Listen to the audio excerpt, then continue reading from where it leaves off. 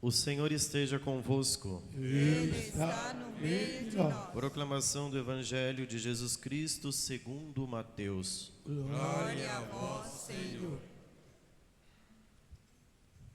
Naquele tempo, vendo Jesus as multidões, subiu ao monte e sentou-se.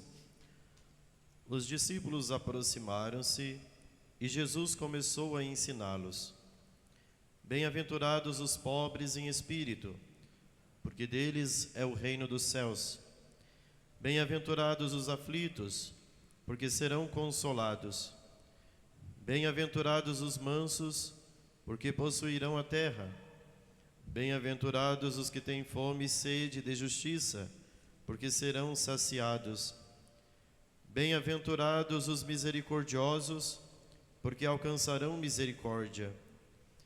Bem-aventurados os puros de coração, porque verão a Deus. Bem-aventurados os que promovem a paz, porque serão chamados filhos de Deus. Bem-aventurados os que são perseguidos por causa da justiça, porque deles é o reino dos céus. Bem-aventurados sois vós, quando vos injuriarem e perseguirem, e mentindo disserem todo tipo de mal contra vós por causa de mim. Alegrai-vos e exultai, porque será grande a vossa recompensa nos céus. Palavra da salvação. Glória a vós, Senhor. Ave Maria, cheia de graça, o Senhor é convosco. Bendita sois vós entre as mulheres, bendito é o fruto do vosso ventre, Jesus. Santa Maria, Mãe de Deus, Rogai por nós, pecadores, agora e na hora de nossa morte. Amém. Nossa Senhora, Rainha dos Anjos, rogai por nós. queridos irmãos, hoje a Igreja aqui no Brasil celebra a solenidade de Todos os Santos, numa única festa, como rezamos na oração da coleta, celebramos os méritos e a vida de todos os nossos irmãos que nos precederam na fé. Homens e mulheres que gastaram sua vida, se ofereceram para chegar à santidade neste mundo e hoje contemplam a face de Deus no céu. É fato que nós também celebramos muitos santos que são anônimos, que desconhecemos, que não chegaram às glórias dos altares aqui neste mundo através da canonização.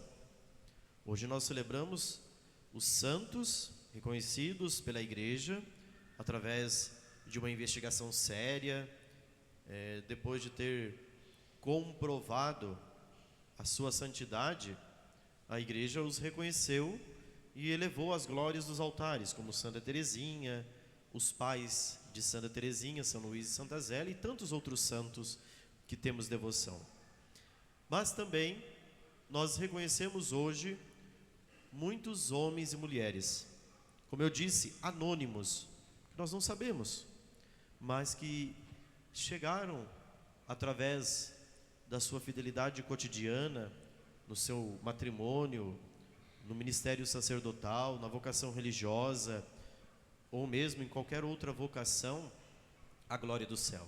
Então nós contemplamos todos estes, não porque eles precisam dos nossos louvores, não, eles já recebem na glória do céu o louvor da Trindade Santa, pela fidelidade, pelas graças que eles, ao longo desta vida, conseguiram, através da obediência, chegar ao céu.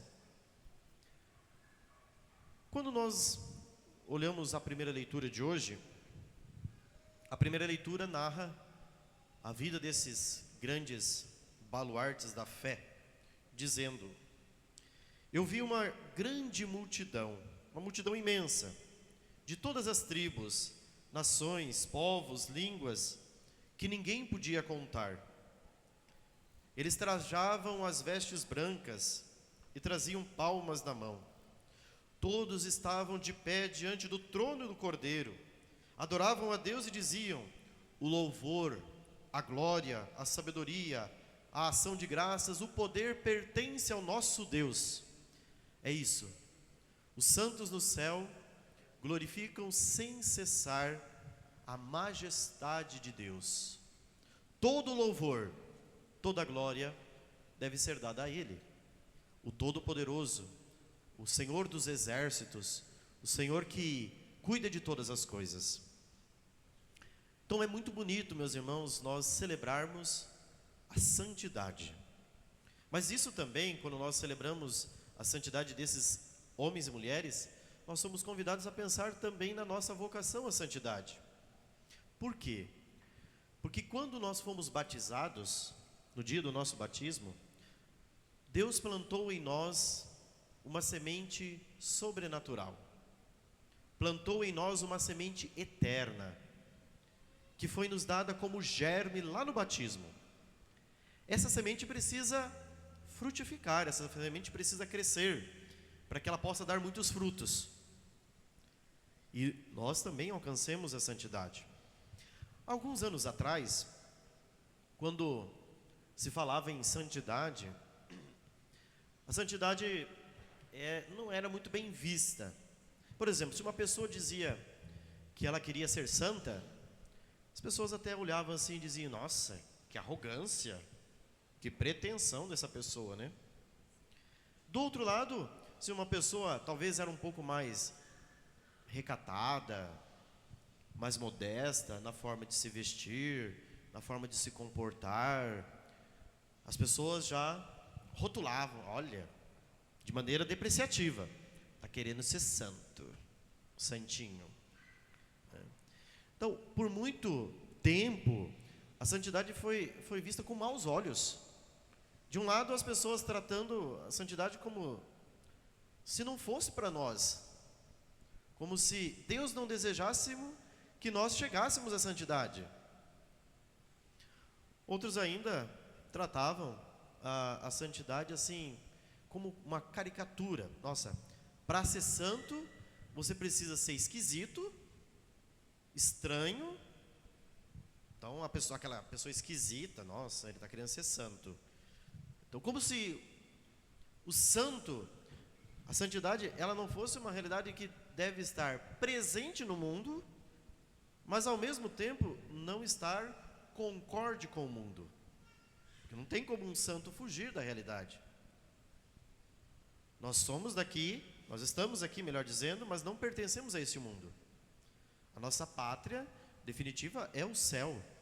É para lá que pressurosos caminhamos rumo ao banquete eterno. Na oração da conclusão da missa de hoje, depois da comunhão, vai dizer assim que nós passemos desta mesa de comensais, que é a mesa da Eucaristia, para a mesa eterna. Deste pão recebido, desta comunhão que nós recebemos em cada Santa Missa, para o banquete, para o festim da eternidade que Deus preparou para todos nós. Então a santidade não é ser estranho, não é ser esquisito.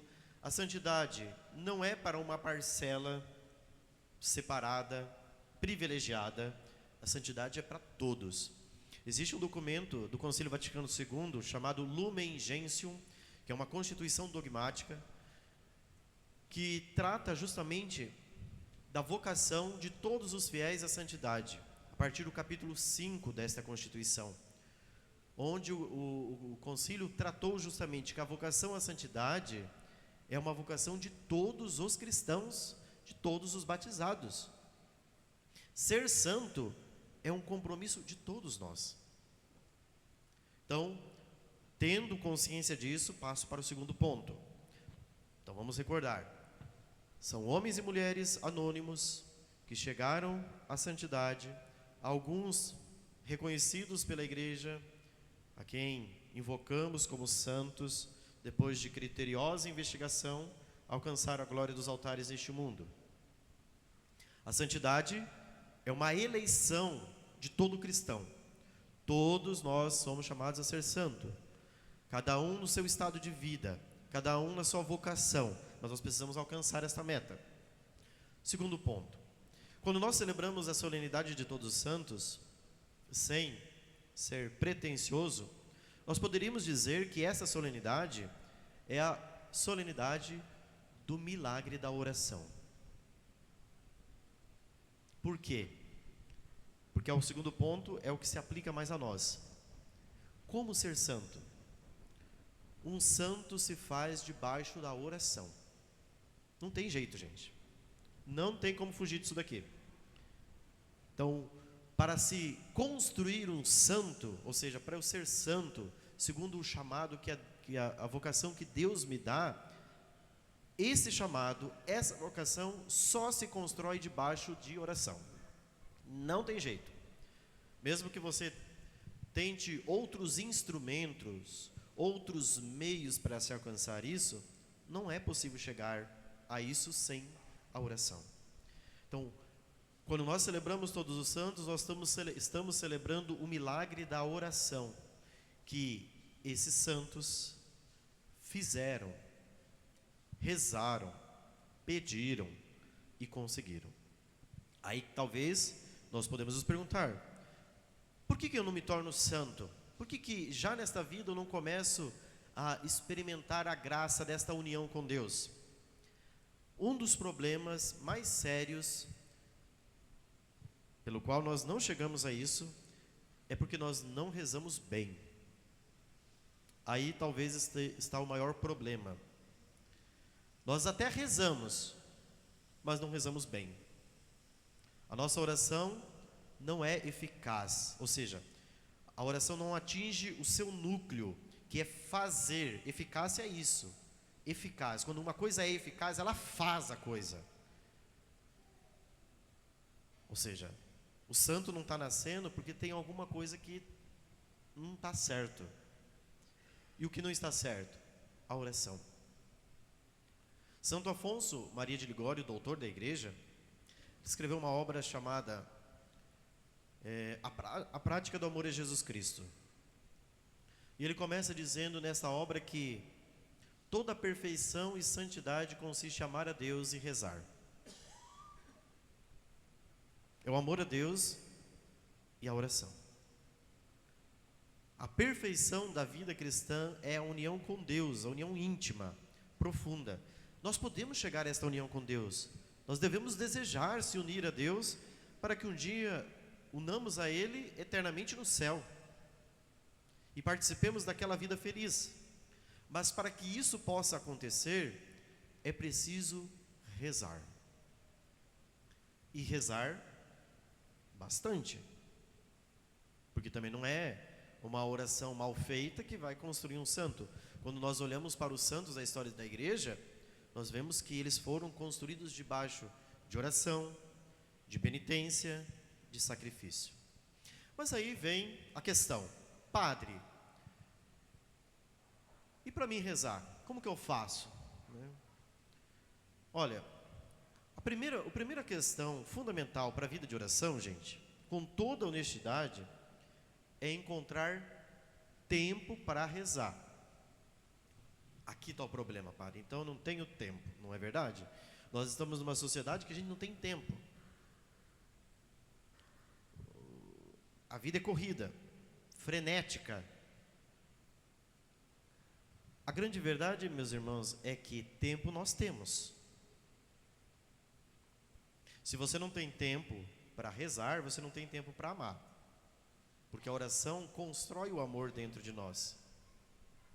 Se você quer chegar à verdadeira caridade, ao verdadeiro amor, isso se faz através do quê? Da oração. Então, qual é o problema?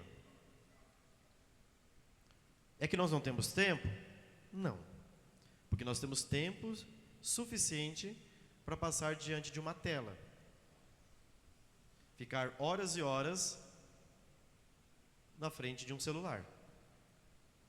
Nós temos horas e horas para ficar na frente de uma TV.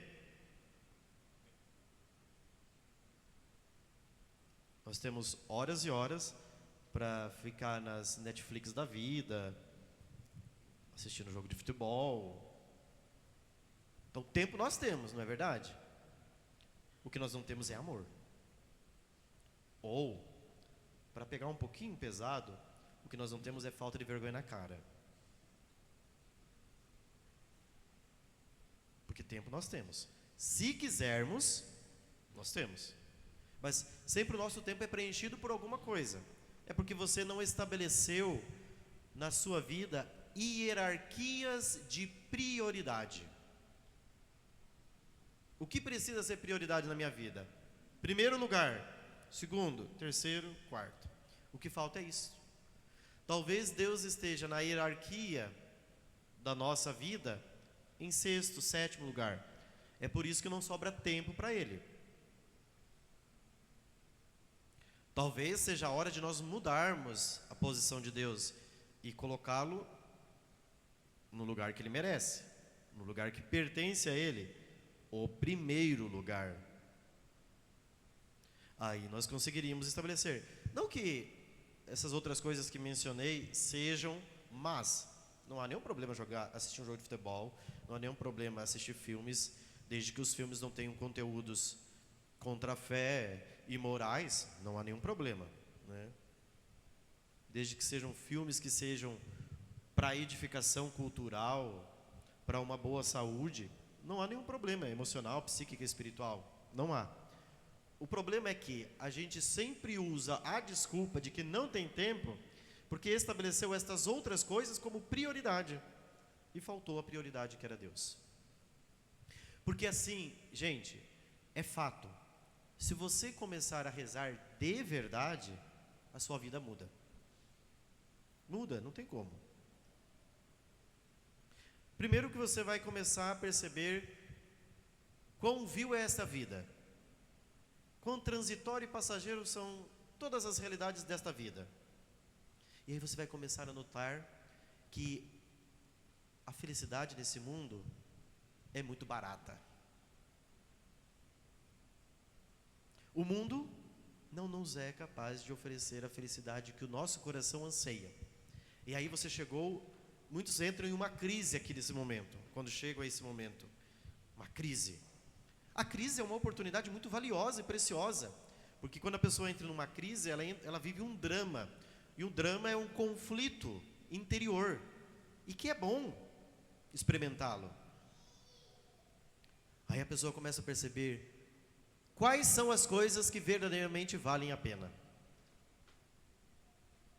E você começa a buscar as coisas que valem a pena, e não as coisas que não valem a pena.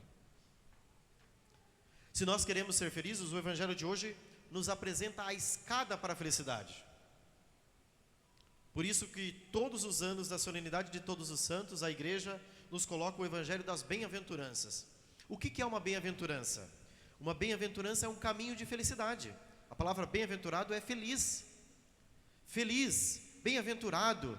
Quem são os bem-aventurados? São os santos, porque eles encontraram a verdadeira felicidade. Eles encontraram, como a parábola do Evangelho de Mateus, no capítulo 13, a pérola de grande valor, o tesouro escondido. Eles encontraram aquilo que o jovem rico, no capítulo 19 de Mateus, não encontrou. Que Jesus chegou um dia, olhou para ele, ele perguntou para Jesus: o que ainda me falta? Jesus disse: se queres ser perfeito, se queres ser bem-aventurado, se você quer ser feliz, vende tudo que tens, dá aos pobres e terás um tesouro no céu. Ele foi embora triste, porque era muito rico. Não porque ele era rico que tinha muitas fazendas. Talvez a riqueza dele fosse muito pequena, mas ele era apegado àquela riqueza e não era capaz de deixá-la. Às vezes nós não temos muita coisa, padre. O que eu sei? Então eu sou um Fusca velho na minha garagem, né? Que malemar pega, tem que ficar carregando a bateria, você tem que ir lá, dar tranco e tudo mais. Mas talvez essa é a sua única riqueza. É o seu único tesouro, que você está apegado a ele. E não estou desmerecendo quem tem um Fusca, porque às vezes a pessoa pensa assim: rico é somente quem tem as bonanças. Não, você pode ter uma borracha e ser extremamente milionário. porque você está apegado a ela. O problema não está naquilo que nós temos, o problema são os apegos, ou seja, o medo de perder, a insegurança, a confiança de que esses bens são o meu caminho de felicidade, de que neles eu encontro a verdadeira raiz e a verdadeira felicidade para a minha vida. Está aqui o problema. Por isso, o Evangelho das Bem-aventuranças começa dizendo: Jesus sobe no monte, se senta, aproxima-se deles e começa a ensiná-los. E a primeira palavra das bem-aventuranças: feliz quem é pobre no espírito, porque deles é o reino dos céus. Ou seja, quem é o pobre em espírito? Os santos comentam, muitos santos comentaram as bem-aventuranças. Um deles, Santo Agostinho de Hipona, doutor da igreja do século IV, V. Santo Agostinho diz: o pobre em espírito é aquele que colocou em Deus a sua única riqueza. Esse é o pobre em espírito, porque Deus é a sua única felicidade. Essa vida aqui não tem felicidade. A felicidade verdadeira está nele. E enquanto eu não encontrá-lo face a face e vê-lo, como a segunda leitura de hoje dizia, né? Vede que grande presente de amor o Pai nos deu de sermos chamados filhos de Deus, e nós o somos, afirma o apóstolo. Se o mundo não nos conhece, não conheceu o Pai. Caríssimo, desde já somos filhos de Deus, e o somos pelo batismo, mas nem sequer manifestou o que seremos. Você já é filho de Deus por meio da graça do batismo, mas ainda nem se manifestou o que você será lá no céu. Sabemos que quando Jesus se manifestar, seremos semelhantes a Ele, porque o veremos tal como Ele é.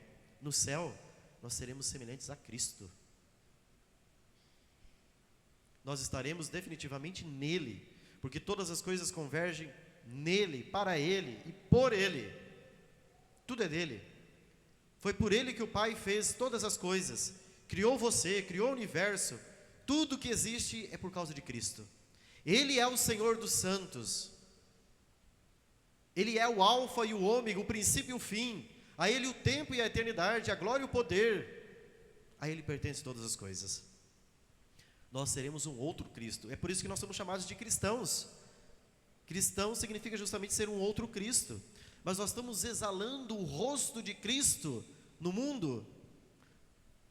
Nós somos a porta pela qual muitas pessoas conhecem a Jesus através da nossa vida, porque somos e desejamos ser semelhantes a Ele, como os santos desejaram e buscaram até chegar à santidade. Meus irmãos, a solenidade de hoje também é para nós, igreja militante. Claro que nós estamos hoje celebrando a igreja do céu, a igreja triunfante. Ontem celebrávamos a igreja que padece, as almas do purgatório. Mas hoje nós celebramos a igreja triunfante. E de alguma forma a igreja militante também. Por quê? Porque a igreja militante está aqui, caminhando nesse mundo, militando no meio das lutas, das dificuldades dessa vida, para alcançar aquela igreja triunfal, onde Deus está no céu. Esse é o nosso desejo. Portanto, como igreja que caminha nesse mundo, rumo à pátria do céu, meus irmãos, que nós sejamos comovidos pelo testemunho dos santos. Eu não sei quais são os santos da devoção particular de cada um. Certamente nós todos temos um apreço, uma veneração muito grande por Santa Teresinha. Mas existem muitos santos, um rol de santos na história da igreja é imenso. E nós precisamos ter santos que sejam os nossos amigos, amigos do céu. Como é bom saber que nós temos amigos lá no céu. Um Padre Pio de Pietrelcina, um santo homem, um santo do século XX que viveu a fidelidade a Deus. Você olha um São João Bosco, um São Francisco de Sales, um Santo Afonso Maria de Ligório, uma Santa Teresa de Jesus, um São João da Cruz. Olha para os santos mártires dos primeiros séculos da história da igreja e vê o exemplo daqueles homens que foram para a forca, derramaram o seu sangue, foram perseguidos e nem por isso traíram Cristo, mas foram fiéis ao Evangelho. Você pega aí quantos santos foram perseguidos na Segunda Guerra Mundial, pelo nazismo e por outros regimes totalitários que estão espalhados pelo mundo. Quantos e quantos homens nos precederam, mulheres. Isso porque eu estou falando dos canonizados, mas e quantas pessoas, gente, que você vê uma senhorinha lá na sua casa com seus 70 anos, que é fiel todos os dias na sua vida, dá, se entrega, não reclama, reza. Quantos santos estão no anonimato, escondidos, que nós não sabemos, mas que chegaram ao céu e podem estar nas nossas famílias. Talvez você lembre da sua mãe, né, que cuidou do seu pai durante 20 anos de cama, trocando fralda todos os dias, levando comida na boca porque já não conseguia mais fazer nada. E ela foi fiel, fiel, fiel até o último instante e não murmurava. Ela não pediu divórcio. Ai, agora tem que cuidar desse velho, agora tem que me separar. Não, fazia com alegria. Hoje, por causa de uma briguinha, já se separa, né? Por quê? Porque é uma geração frouxa. As gerações passadas eram gerações consistentes, com fibra, né? Falei no encontro de noivos semana passada, falei, isso é amor. Pensa que no futuro você vai ter que limpar a bunda do seu marido. Não é agradável. Você está disposto a isso? Isso é amor, porque quando conhece a noivinha, cheirosinha, cabelinho arrumado, vem em casa, perfumada, bonitinha, aí é legal. Aí eu te amo, entrego flores, I love you, faz poesias, escreve poemas, manda cartas de amor, né? Aí é fácil, posta videozinho na internet, olha, eu te amo, você é a princesa do meu coração. Vamos ver se você vai dar conta da princesa quando ela se tornar uma bruxinha, né? Ou seja, quando você tiver que dar conta daquele ser, na totalidade, na alegria e na tristeza, na saúde e na doença, todos os dias da vida. Então por isso que eu falo, existem muitos santos, gente, que chegaram à santidade nas nossas famílias. Talvez só não chegaram às glórias dos altares, mas a fidelidade constante, olha, 20 anos, cuidando de uma pessoa, é ou não é amor? Um dia desses, eu conversando com um casal, que estavam se preparando para o casamento, uma das coisas que a noiva me falou, que eu achei fantástico, ela falou assim, padre, olha, as duas coisas que mais me marcaram durante esse tempo de namoro, eles tiveram 5 anos de namoro, e durante esses 5 anos de namoro, os 2 noivos perderam os pais, né? A noiva e o noivo, os pais faleceram no caminho. Mas ela dizia, nesse tempo, o que mais me chamou a atenção da minha sogra e da minha mãe, é que elas cuidaram dos nossos pais até o fim. Eu quero isso para a minha vida. Se eu tiver que cuidar do meu esposo, ela era noiva, vai se casar, eu quero ir até o fim. Esse foi o testemunho delas. Veja, um testemunho que a mãe e as duas mães não precisaram falar. Um testemunho que mostrou pela vida. E elas não reclamavam. Foram até o fim. Esse é o milagre do amor que nós estamos celebrando hoje. A solenidade de todos os santos é o milagre do amor, ou seja, o milagre de gastar a sua vida pelo outro, de não ser egoísta, de se entregar pelo outro até as últimas consequências. Eu amo você, você me contraria, mas eu não desisto de você. Esse é o milagre do amor, que acontece com os santos, que aconteceu com todos os santos na história da igreja. É difícil ser santo? Só é difícil para quem não quer amar. Se você diz, eu quero amar, padre, então, bora lá. Aí a gente pode, numa linguagem moderna, dizer #buscar a santidade. Vamos buscar a santidade. Porque para ser santo não é preciso ser esquisito, como se rotulavam no passado. Aquela pessoa esquisita. Não, para ser santo eu só preciso amar. Isso é santidade. E aí? Estão dispostos? Ou é muito duro? Se está duro, é porque você é um egoísta. Deixa de ser egoísta. Ai, padre, é tão difícil. Ai, Como é difícil de amar, né? Olha para a cruz. O preço do amor foi o derramamento, a entrega de um Deus. Não foi por menos. Foi sangue derramado, cabeça perfurada com coroa de espinhos, mãos perfuradas com os pregos, uma vida pendurada numa cruz. Isso é amor. Então nós queremos ou não? Está muito desanimado, né? Vocês estão querendo ir para o inferno pelo jeito, né? Porque assim, essa é a verdade, gente. Para ir para o céu precisa amor, viu? Deus é amor. Quem permanece no amor, permanece em Deus e Deus permanece nele. Então se você não está disposto a amar, se está disposto a ser egoísta, já está aberta a porta. Foi nosso Senhor que disse: a porta para o céu, o caminho é curto, a porta é estreita, e difícil e árduo é o caminho que se entra no céu. Agora, do outro lado, o caminho é largo, a porta é extensa e é fácil de ir. Então vamos falar: Jesus, eu não quero ser mais egoísta, eu quero amar. Vamos tomar as rédeas da nossa vida e dizer: eu quero aprender a amar. Eu quero aprender a gastar minha vida pelo outro e deixar de ser egoísta. Não querer ser egoísta, porque o egoísmo é o caminho na direção do abismo, do inferno. Que o Senhor possa levantar nos nossos corações, através da graça do Espírito Santo, uma nova geração que deseje buscar a Deus, que deseje buscar a santidade. Olha, Padre, está difícil. Peça o auxílio dos santos que você tem devoção.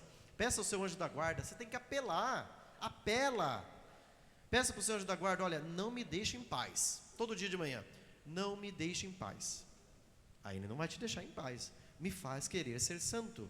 Faz esse desafio. Eu vou te desafiar, meu anjo da guarda. Se você existe, me ajude a ser santo. Seja desafiador. Peça a intercessão dele. Peça o auxílio dos santos, aqueles que nos precederam na fé, aqueles que você crê como amigo. E vamos embora na direção da santidade. É possível. A santidade só é impossível para quem é egoísta. E o egoísta vai morrer no seu próprio egoísmo. Tá bem? Então vamos levantar nos nossos corações hoje para a comunhão. Fala: Jesus, eu vou comungar. Eu quero que o Senhor esquente o meu coração. Não é simplesmente um sentimento. Ai, Padre, meu coração esquentou, vou procurar um cardiologista, né? Não. Eu quero que o seu coração se esquente e se inflame de amor, a tal ponto que o seu coração não caiba dentro de você. Vamos pedir? Vamos confiar e que a graça de Deus possa atuar em nós. Ó Maria concebida sem pecado, rogai por nós e recorremos a vós. Vamos